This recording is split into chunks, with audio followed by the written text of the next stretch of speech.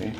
Okay, history students, Miss Cosgrave here, and I'm here today with my father, Fergus Cosgrave, and we're going to talk about life in 20th century Ireland. So, some of the headings on the course are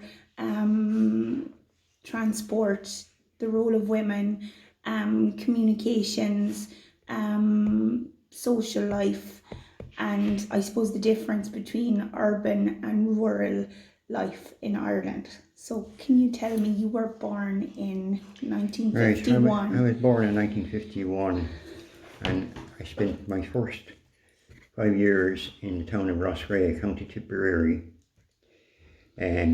where I lived with my grandparents and my parents. Which would be a fairly common... It would have been common at that time. Yeah. And at the time there was very little traffic.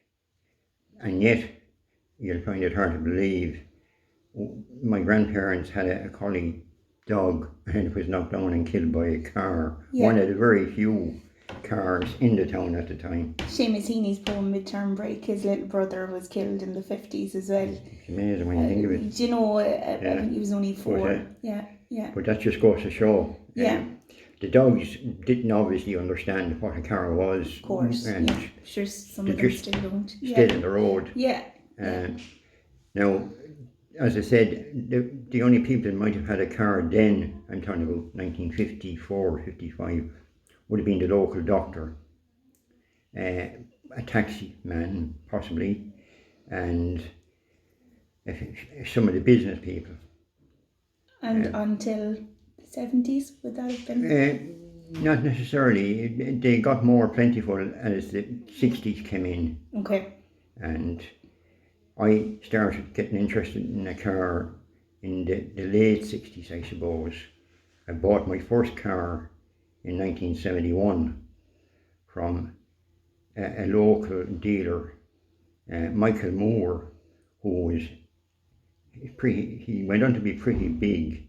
Yeah. At that time he had about 6 cars outside of his house, and they were expensive enough for someone like me, because my wages at the time would have been smallish. Yeah. But that's anyone my age, say 19 or thereabouts, we all wanted to have a car, as the same nowadays. Of course, yeah. And getting one was a big deal, because it allowed us to go up and down to work. I worked in Dublin. Would most people have had a driving licence at that time? Well, I got a driving licence when I was 19, and funny enough I passed it in Dublin, which seemed to be an easier place to pass the test than... So that's about 1970? Yeah, about 1970 I'd say. Yeah. And the roads were very poor, of course. Poor quality-wise. The country was still pretty basic. It was more like a third world country than a first world, and there was very little money spent on the roads, and there was no motorways. The economy was bad. The economy was poor. Yeah. Needless to say, I ended up going into the civil service in Dublin, but not before trying another couple of jobs. Yeah. Which I kind of didn't really like that much. I was in the mobile library for a while in Dublin, and we used to go around, but before that I had been with a hotel group called PG Doyle, and they paid bad wages, I suppose. Okay. £10 a week. Okay. And say, what would rent have been at rent that time? at the time was reasonable.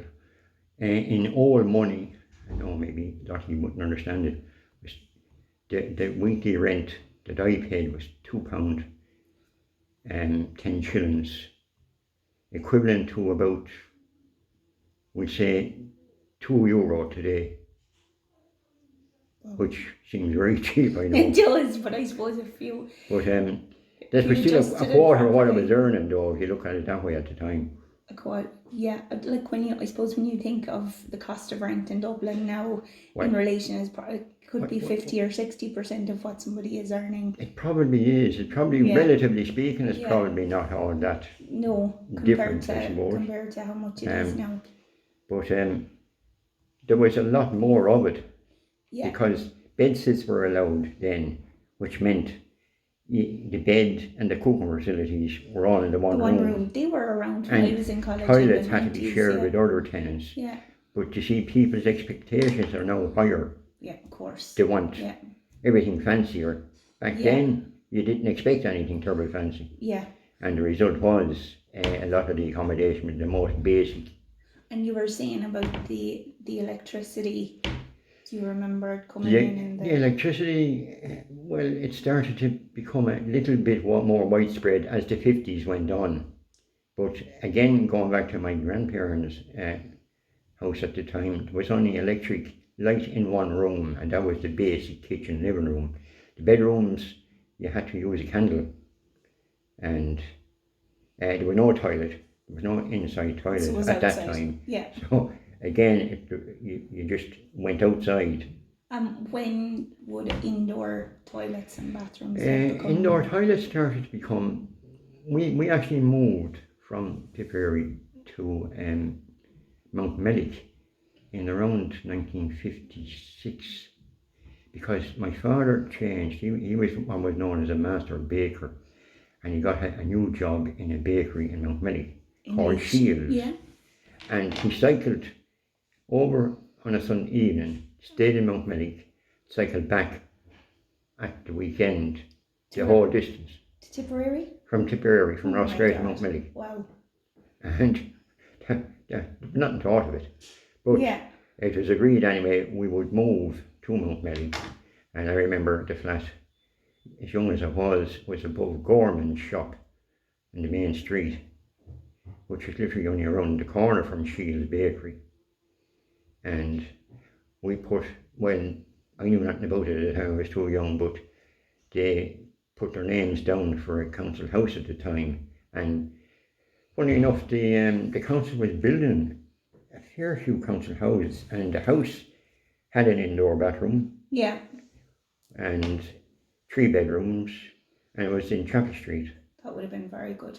And it was very nice. Yeah. And we stayed in it until, I think it would have been the very early 60s, when my parents bought an actual house in Lord Edward Street.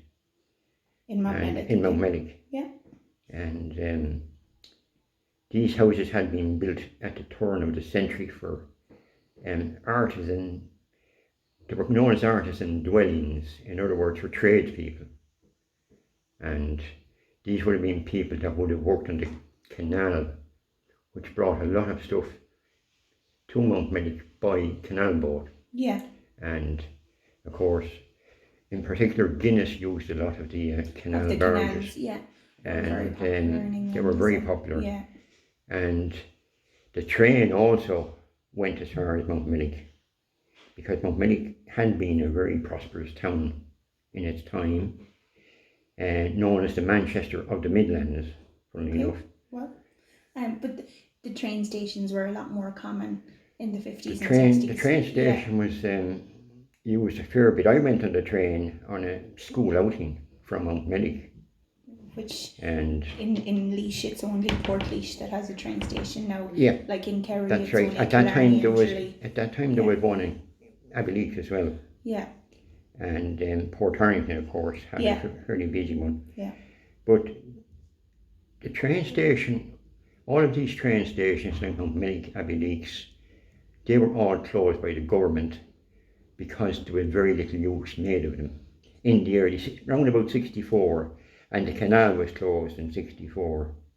And even though we used to play down along it, and we took chances skating on it in very cold winters, with 6 foot of water underneath, and how none of us drowned, I don't know how we got away with it. And what about phones? When would the telephone happen? I ended up working, funny enough, in the old Department of Post and Telegraphs. I remember an instance. I'm gone into the 70s now, around about 1974, where someone was looking for a phone in Mayo, And you know what they were told? That they might get one in 15 years' time. Oh my God. This was 1974, which meant well into the late 80s. But of course, it was decided in the late 70s, 79, that this couldn't go on, that people would have to wait so long for a phone. Of course. So there was a report drawn up by Dargan, was his name, the Dargan report, decided that we'd skip 2 generations of telephone exchange, jump straight into the digital exchange. Okay. So you might see them in old films where you plugged out a line and Yes. plugged in a new caller. Yes. Yeah. And that's what we had, basically. Turn of the century technology. Needing digital technology straight away. And that's what we did. So they didn't have to wait the 15 Didn't have to years. wait then. It's incredible. It just meant that people could get a phone Much quicker. way, way quicker. Wow. Yeah. Because now I suppose Ireland is one of the countries in the world that has the highest mobile phone usage. We probably rates have that- two per Yeah, head of that's what they're population, saying. if not Approximately. 3. When you think that even when I was a child, to make a phone call was, something you did once or twice a week. It wasn't something that... It was a big enough deal, I the suppose, text, at yeah, the time. yeah. I now have 2 mobile phones. I use one for the internet exclusively, and the other one Yeah. just for calls. And I'm sure And lots of people are the same. I remember my granddaughters. One of my granddaughters is 3 years of age, and she has a phone, It's incredible. and she only uses it for YouTube. Yeah, it's very, very different. So, like entertainment and social life from when you were a Well, child. social life in my day, we all met our wives by going to a dance hall. So it'd be once a week. We never met them any other way. Yeah. And So we there went was to no a dance online date. Saturday night Yeah. or Friday night. Sunday night he'd be heading back to Dublin. Yeah. And you rarely get a dance. And pubs, I suppose. No, When we you were didn't meet. We okay. didn't meet. You see, funny enough, Irish pubs in the late 60s, early 70s, particularly in the late 60s, had what was called a snug. And the snug was for the older woman, I suppose. They didn't go into the general bar. We're called shawlies sometimes because they were the shawl. Well, they were known as snugs, Yeah. and they could have their drink in the snug. No, they weren't very big. You might fit 5 in it. Yeah. And it was only as the 70s went on that it became, I suppose, more used to the girls going in. The younger Yeah. girls started to go into the pubs more Okay. often. And it got to the stage where no one, minded in the least. Yeah. And So was there a difference in, say, the role of women and men in the workplace? Were they treated equally, or were women considered that they could do any job that a man could do? at the time, I remember there was a couple of different ranks of women who would have been paid lower than the men. Okay. And they didn't seem to have any aspiration to move on the way a man would. It was just the way they were brought up, I'd say. So, but would It wasn't that they were kept back deliberately. They weren't. really? No. Clerical assistants, for instance, were all women. Okay. And So clerical officers was would it the more. norm that they would get married and leave the job? In or- actual fact, they had to leave when they got married. Okay. They weren't allowed to remain. So that was a distinction straight away. Okay. And I remember later years, I'm now moving on to the 80s, But that was that yeah. this practice of having to leave, this was lifted in line with equality and all this type of stuff. Legislation, yeah. And I remember an older woman who had come back in Portlaoise, where Aircom was, but she had to pay back her gratuity, which she had gotten when she left to get married. To come back to her job. Yeah, Wow. Even though it was the law. even though, yeah. Wow. So if she had been paid 5,000 gratuity, she had to pay that back Wow. and continue on. So you see the way it was. But I know, say, like in teaching, female teachers were paid, you know, a half or 2/3 of their male counterparts for doing the same job. which You know, wasn't right, of course. No, That's how it was. but that was kind of the case up until the mid to late 70s, probably. I know of instances of some of the women that I would have known in Dublin. They would have left to get married, and they would have had to leave the job, and that was accepted. There was no talk of anything else. Of anything else. No, That was just the norm. that was the norm. Do you think, would you say over the last 50 years that Ireland is a very, very different place Well, than 50 years it's ago? completely different. There's none of that nowadays. Yeah. Women would not believe it, even going back to say 73. Yeah. And we would have considered ourselves fairly liberal and advanced In the 70s. in the 70s. But the rules started to change, I suppose, in the late 70s in America. Europe started to copy America, I suppose. okay. It all stemmed from these protests against the Vietnam War in the late 70s, 1968, 69 onwards. That's what I recall anyway. And what about the influence of the Catholic Church in the 1960s? The Catholic and 70s? Church ruled Ireland in the early 60s because Eamon de Valera was very much, he was very pro-Catholic. Yeah. And himself and the Archbishop of Dublin, I can't think of the Archbishop's name at the moment, but whatever the Archbishop said, De Valera agreed with.